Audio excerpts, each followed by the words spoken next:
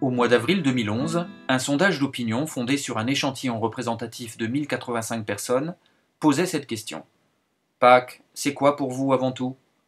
Réponse des Français, interrogés. Une occasion de se retrouver en famille, 35%, puis les chocolats, 32%. Loin derrière, 18% répondent une fête religieuse. Dans ce contexte de recul des repères chrétiens, même le catholicisme, religion la plus partagée en France aujourd'hui, est de moins en moins connu.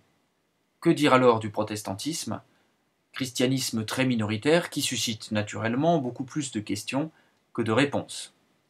Une des questions qui revient le plus souvent sur le protestantisme est le poids des évangéliques, chrétiens réputés fervents et militants, marqués par l'accent sur la conversion et la piété biblique. Pour beaucoup de Français, ces évangéliques, parfois appelés par erreur évangélistes, restent méconnus, bien qu'au plan international, ils représentent aujourd'hui les 2/3 du protestantisme mondial.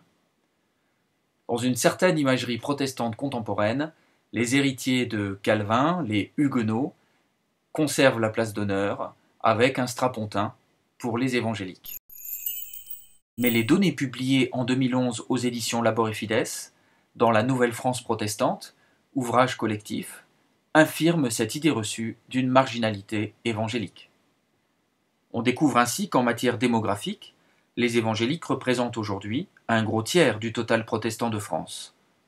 En matière de nombre de lieux de culte, avec 2400 implantations, ils regroupent 60% du total protestant, et en matière de pratiques religieuses, ils représentent environ les 3/4 des fidèles. Dans presque toutes les agglomérations françaises, la présence protestante est majoritairement assurée aujourd'hui par des assemblées de type évangélique. Présents dans tous les cercles du protestantisme, y compris au sein de la Fédération protestante de France, ils sont particulièrement étudiés dans la Nouvelle-France protestante par Christopher Sinclair pour la mouvance piétiste et par Jean-Yves Carluère pour la mouvance pentecôtiste et charismatique.